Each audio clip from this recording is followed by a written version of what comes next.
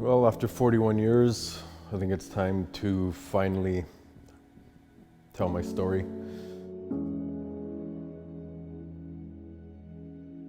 Through OCD, depression, PTSD, and anxiety.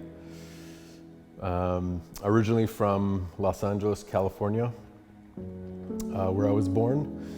I grew up until I was about 4 years old, down in the US, and then we moved to Canada. Very loving mother and father, very affectionate with me. I couldn't ask for better parents. Shortly after we moved to Canada, my parents divorced, and that was the beginning of my anxiety. I couldn't understand why my parents couldn't be together. I couldn't understand why they had to be separated like that. I remember hearing them in the middle of the night fighting, and it would just sadden me. And I remember all I could think about was hockey. That's what made me happy, is just thinking about hockey. I used to love hockey, and that's what got me back to sleep. I saw them both, my mother and father, in a lot of pain. And that was hard on me. That was just seeing them both suffer like that. One of my sisters was also born in Los Angeles, and she was going through it with me as well. She was 3 years younger than me, but we stuck together, and that was it. Our parents ended up splitting up, and that was just so tough. I was acting out at school. I was not a very good kid in school for quite a while. I remember in grade 2, I ended up making a whole pack of cigarettes with a cigarette maker and brought them to school and started handing them out and smoking them. And my desk was always at the front. I was punching holes through walls, putting my head banging walls, head butting walls. And then finally, my mom contacted my dad and said, he's gonna have to go with you because I just can't do this.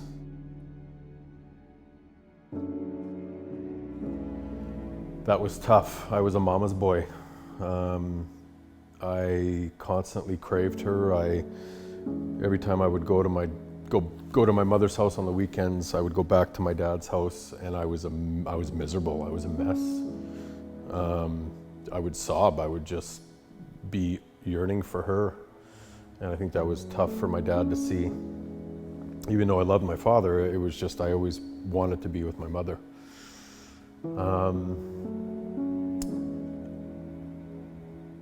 I started noticing very early the signs of when OCD started to creep up. I think I was about 8 years old, and I saw a movie on TV, and it wasn't supposed to be on TV, but it was, and it just freaked me out. I couldn't sleep that night. I remember it vividly. And then I had these thoughts in my mind. I had these crazy, what if? There's no way I could do that. I'm not like that. But what if I did that? What would happen? It was just this confusion, and I was freaked. I was 8 years old, and I see this movie, and right then and there, I was doomed. That was it. I couldn't stop thinking about it. I was shaking. I was having trouble sleeping at night. Fast forward, age 12 was my first major, I guess, episode with OCD, where I had this thought in my mind that I didn't want to live anymore. Here I am, this 12-year-old kid playing hockey and athletic. I had no will to live. That was it. I would rather be dead in my mind, because I couldn't live with these thoughts, these dark, confusing, when you're 12 years old, thoughts that made no sense. They went against my character, they went against my spirit, they went against what I stood for. So obviously my dad and my mom were divorced at this time, and I was going between my dad's house and my mom's house, and through our church, my father decided to bring me to the pastor, where the pastor proceeded to pray and just pray away any sort of demonic spirits that may have been bothering me. And that was a bit scary. And then after that, I thought I was cured. I thought, that's it, we're good. I was told from so many people in the church and, from a few of my family that this was a spiritual battle, and that's what I thought. So I was thinking when I was a kid, this is like a God versus Satan thing. And literally the next morning after being with the pastor, it was back. The beast was back. I can't tell you, when you're a child, how hard that is to comprehend. It is, it's gut-wrenching. We ended up going on a ski trip not long after that, and I remember being in the resort. I was with my dad, my stepmother,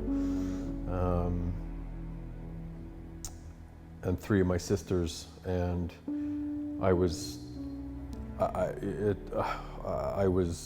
lost, I was confused. I was going down the ski hill in a total fog in my brain, and didn't know how I was even gonna get to the next day. And here I was, only 12 years old, not knowing how I was gonna survive that day with all these crazy, weird thoughts in my head. And so the time came for us to go, we had to go home, and it was in Penticton, BC. And we were driving back to Delta, and my dad lost complete control of the car because of the ice on the road and the snow. It was in the middle of January, I believe. And we were completely out of control. That was it. There was a semi coming for us. I remember my dad calling out to God and, please help us, and told us he loved us, and we pretty much braced to go over the edge. And we knew this was it. We're gonna die as a family. Out of nowhere, the car spun around, and we literally stopped at the edge of this highway and on a cliff, pretty much. There was nothing to hold us from going over at that time. We would have been gone thousands of feet. We would have fallen down this cliff. And then out of nowhere, we were stuck in this massive snowbank, which we never saw there before. And within seconds, my dad told us to look out of the window, and there were two guys digging us out. But there was nobody around. So where did these guys come from? Right then and there, I knew I was meant to live. We should have, there was no chance for us surviving that. And then for these two guys just to be digging us out of nowhere, it was clearly angels. And my dad told us that. Obviously we were emotionally wrecked after that. I, at that time, was confused because I wanted to die, because I didn't want to live with these crazy, dark thoughts and constant shaking anymore. But I knew right then and there we were meant to live, and I was meant to live, and our whole family at that time was spared. In my teen years, I was a AAA hockey player. We traveled. It was such a high level, and I couldn't show these guys in my dressing room, or even my friends for that matter. I hid it from them. I couldn't show them that I was literally dying inside most days. And then finally its ugly head showed at a tournament in Montreal. We flew to compete at a tournament, at a Bantam AAA tournament in Montreal, and it was the first experience I had with what's called depersonalization. It felt like I was out of my body watching myself. It was the scariest, most devastating thing. I was completely, I couldn't move out of my hotel bed. My two roommates at the time, I think I was 14 years old, were confused, and I was in tears and I couldn't stop sobbing. And they took me to the hospital, and where I got checked out. But back then they didn't know what was wrong with me. And then got the courage to, I actually started the first game. I was their goalie. So went into that game and just said, I just got to get through this. I remember going through that whole tournament. I couldn't sleep, I had insomnia, and I just had to put my mind in another place for the hour-and-a-half game, and made it through, barely. I don't even know how I got through those games. My head was completely in another place.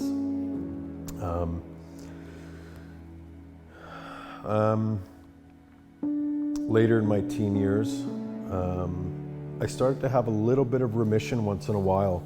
I would have a year or 2 years where, you know, those thoughts and the depression and the anxiety that came with it went away. Like I was fine, like it was great. I'd have these little, I guess, pockets of bliss where I felt like a normal human being again. I could be happy again. I could experience joy again and eat properly and sleep properly. And ended up meeting a girl in my early 20s. We met through work. She lived in Ontario at the time, and it was I think the first time I ever loved a girl. I fell for her. I was just totally in love with this girl, and she was with me as well. And we ended up starting a long distance relationship, and I decided to go visit her for the first time in Ontario. And I remember getting on the plane, and I was so excited. And about 3 hours into the flight, we're only about an hour away, the plane decided to, out of nowhere, it was like we hit something. We dropped, I don't know how many feet, and it just like boom in the air, and that plane started shaking and out of control. Immediately you could see flight attendants running through the aisle.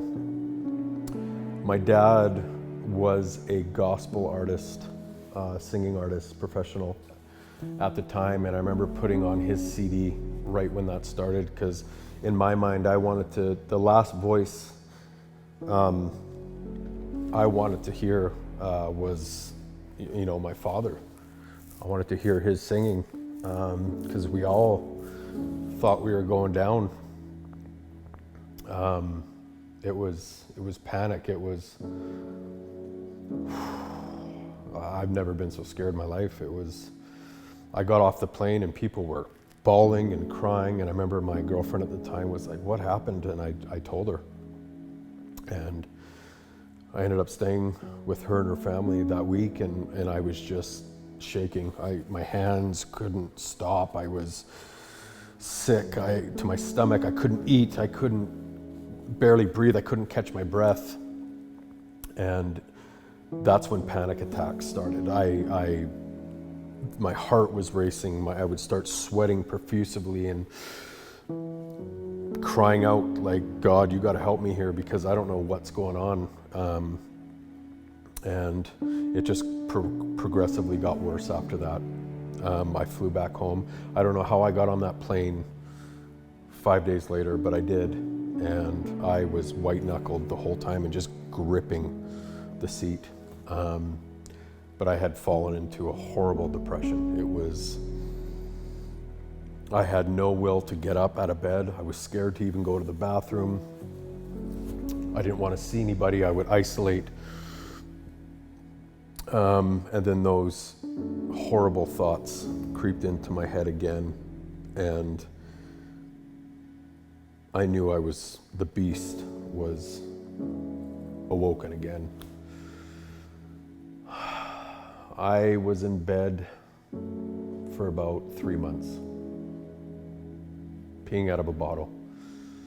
I starved myself. I lost close to 60 pounds. I was a disaster. I had no will to do anything.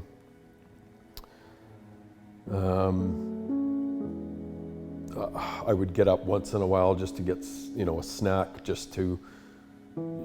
because the hunger was so real and the thirst at times. But my speech was starting to go. I was losing my hair. I was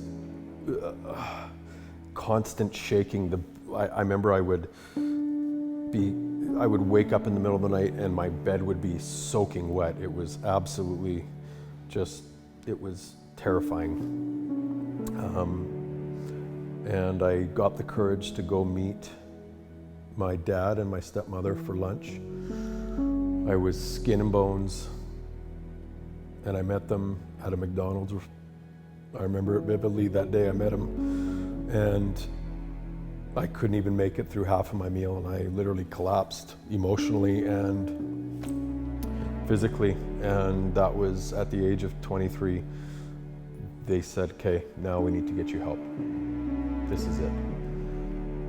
We've pretty much seen you suffer for most of your life. You can't go through this anymore. So they took me to the hospital. I was interviewed for 3 hours. I was terrified. Here I was, this 23-year-old guy, thought I had it together, had met an incredible girl. I had signed with a modeling agency a couple years before that. I had done a few shows, nothing major. I never got paid for anything, but to a young guy in his young 20s, that was, something to be proud of. And I thought I had it. I thought I had it made. But I didn't. It was the beginning of literally hell for me. The hospital interviewed me for 3 hours. They said, we're not going to put you in a psych ward, but what we're going to do is put you in a home, because they saw my physical state. I was depleted of nutrients. I was not eating. I couldn't sleep. I'd sleep for maybe 2 hours a night, and then I couldn't get back to sleep. I'd try to sleep all day. I was in bed for forever, and then out of nowhere, here I am. Finally, I'm going to get help to try to understand what's going on. It was tough, man. It was tough to the pride. I was a mess that day. Here I am being brought to this, whatever you want to call it, recovery home, where I had to learn how to eat again. I had to learn how to sleep again. I had to go to bed at a certain time. I was working with a psychiatrist every single day. They would see me and I'd have sessions with them. And there just happened to be one bed open, which was crazy. So it was I think I was in there for 10 or 12 days, and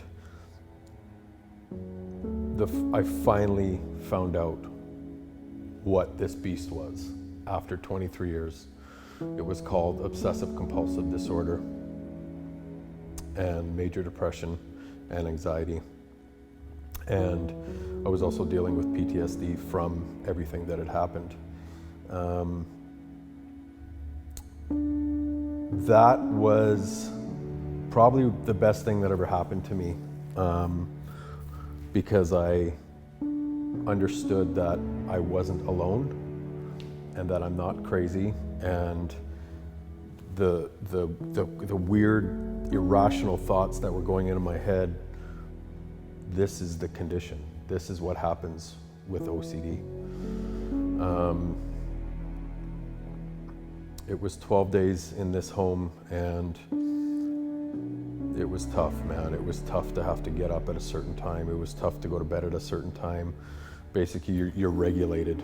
I had to eat. I was forced to eat pretty much. Not against my own will, but I had to. I had to recover because I was starved. My body was a disaster. And I did completed 12 days. And I'll never forget what the psychiatrist said to me. He said, with this disease, either you learn to manage it and live with it, or it will pretty much ruin the rest of your life if you don't fight and get the proper therapy. And that was it.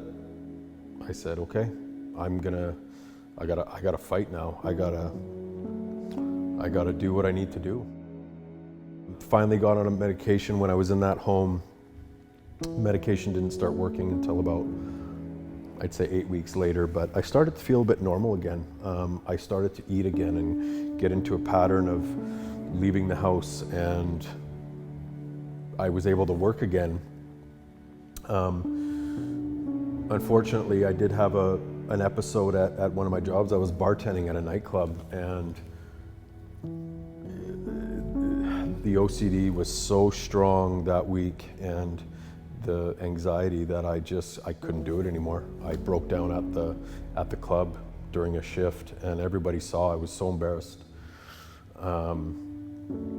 But one of the bartenders, I'll never forget, he said, my dad's a psychologist, and don't feel shame over this, because he sees this a lot.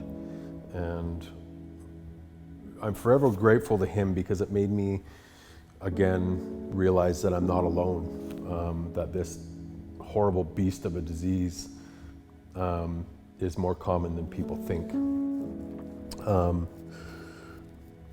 My form of OCD is called pure O. It's an irrational fear, and it could be anything. It could be that one of my family members is going to die, or if I hold a baby, what if I drop them and they're going to die? I would be a killer. I would be a murderer. And that's what would go through my head 24 hours a day. What if I accidentally ran somebody over with my car? I remember I would check behind my car. I would panic that 2 hours ago I hit a bump in the road, but what if that was a child? See, it goes against everything that means something to you. Children, I've worked with children my whole life, and it attacks what you value. And so it got so bad to the point where if I'd be in a grocery store, I would see a child and I would mouth, "I would never hurt you, don't worry, I would never hurt you." Not to say it to them, but just to reassure myself. Those were my compulsions. That's the compulsion, to ease that pain, and it was just, oh my gosh, I can't even tell you how hard that is to live with 24 hours a day. I would never drop you. I would never run over you with my car. It was torture. Literally, it was torture, and it would cripple me day in and day out.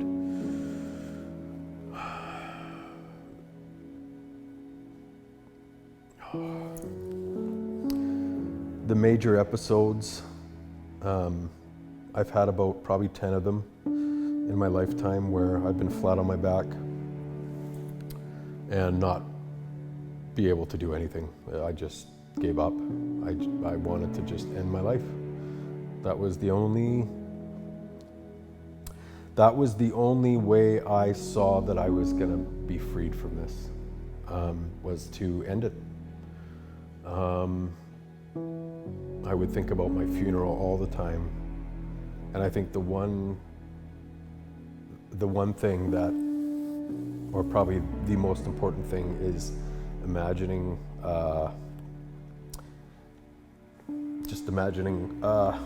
my mother over my casket, and that just broke my heart. Oh man, and my father over my casket, and my siblings, just heartbroken, and that's what held me back. I couldn't do it. I wanted to. The thought of, I remember being in that home, the thought of dying was comforting. I prayed many nights in that home when I was put in that home that he would just God would take me. He would just take me home, just kill me, just let me die in my sleep, or a heart attack or something. Like, I can't do this anymore.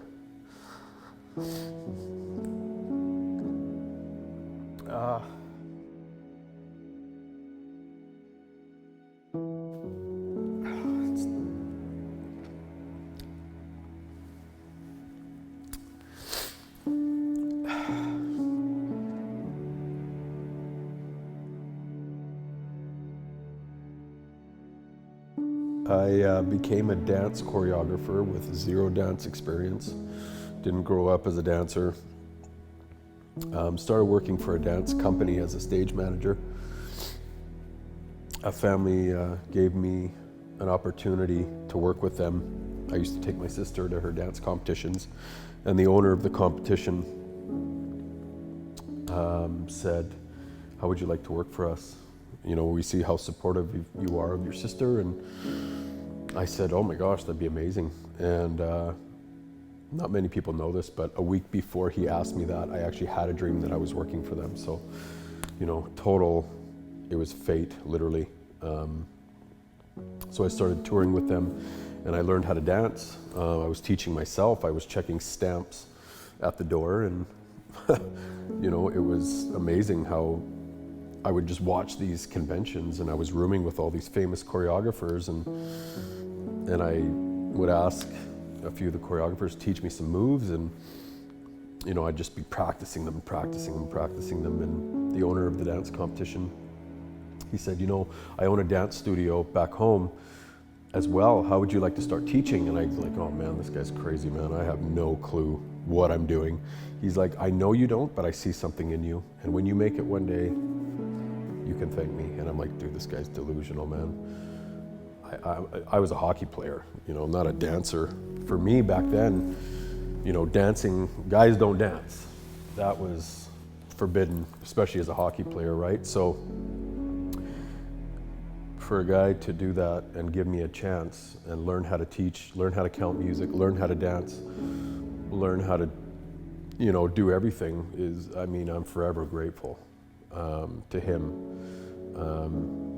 I said I wouldn't I told myself I was not going to use names in this film, this documentary, but, and I won't, but he knows who he is, and that family knows who they are, and I'm forever grateful. Thank you.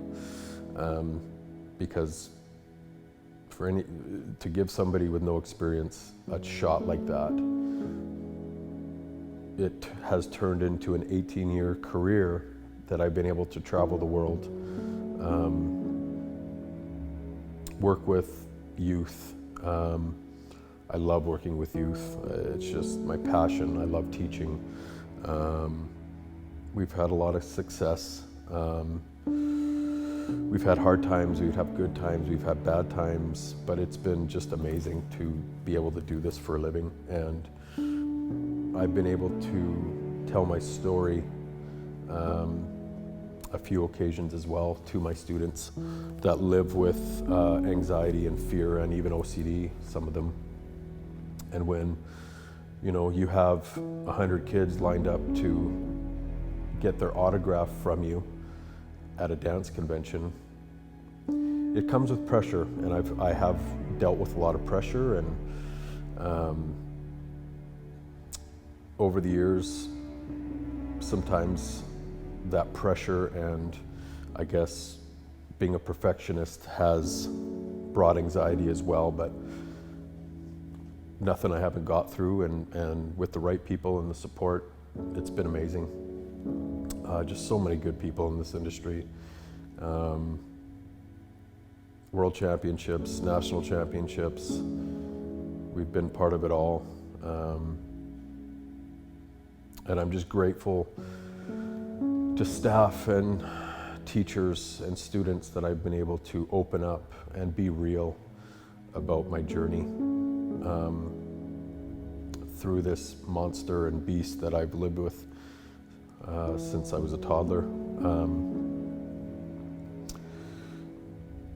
One of my favorite goalies, who was a goalie for the Vancouver Canucks, was the one who inspired me to do this video and to finally come out and tell my story.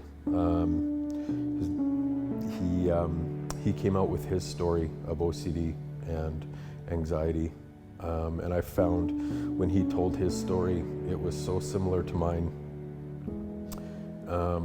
and it inspired me. And I ended up messaging him, and he got back to me, and that just made my year. He encouraged me. This used to be the Vancouver Canucks goalie, one of the guys I just was looked up to, and if he could do it, I knew I could do it. And here's a guy with millions of dollars that he used to make, and fame, and a Stanley Cup, and I said, okay, I gotta do this for awareness. I gotta tell people that it's okay to not be okay. I think that is the biggest message. I have been able to live for 41 years. I'm forever grateful. Wherever people are at with God or atheism or whatever they believe, I respect everybody's belief. Doesn't mean I have to agree with them, but for me, I know God has got me through 41 years. Hasn't been easy, but I know now that living with this humbles me. I know I'm not invincible. I think He gave it to me to live with for a reason, and now I'm starting to understand why.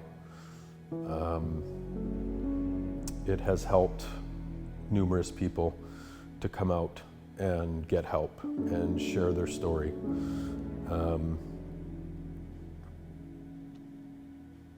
It's not easy to be vulnerable like this, especially for me, being a guy that's looked up to by so many dancers worldwide. But if I can do it, you guys can do it. I would encourage everybody to get help and reach out, because you can't fight this beast alone. You need the therapy. You need to talk to somebody to guide you through it and educate you and get educated on what you're dealing with.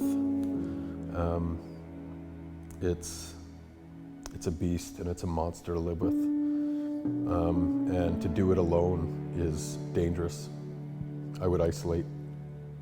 I would just lock myself in my room and never, ever want to come out. I just prayed for death. I needed peace in my life, man. I couldn't do it.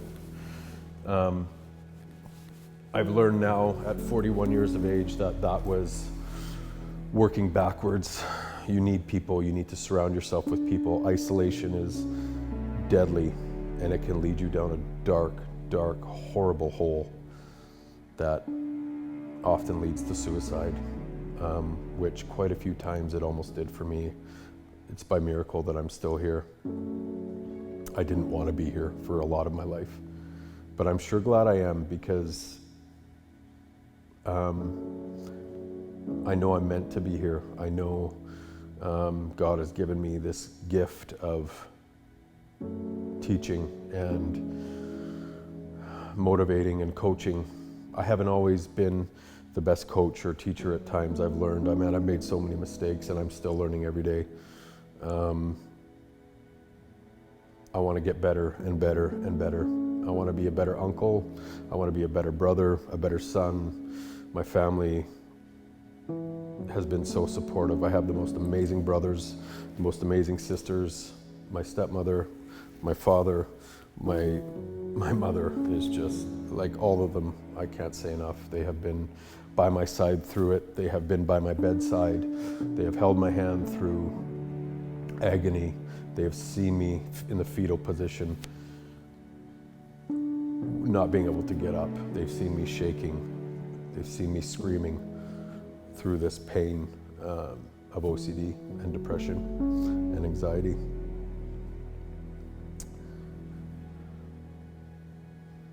There's hope. You just need to reach out and get it. There's always, even though how you may sink so low to the point where you don't see a way out, but deep down, you know, you always feel that little glimmer of hope, even though you don't know how it's going to happen. I may never be freed from this fully. I still live with it daily. Sometimes I'll have weeks or months even that I'm okay. But it's usually a daily thing. You have to put on a face. You have to put on an act at times, and that's not easy. And you got to be strong, especially being a leader and a role model. But I've also learned through this journey that I'm not perfect. There's lots of things that I want to get better with. I have my brokenness. We all have our brokenness. Everybody has their brokenness. And anybody who portrays that they have it all together, that's what I question, what they're hiding. So don't be afraid to reach out.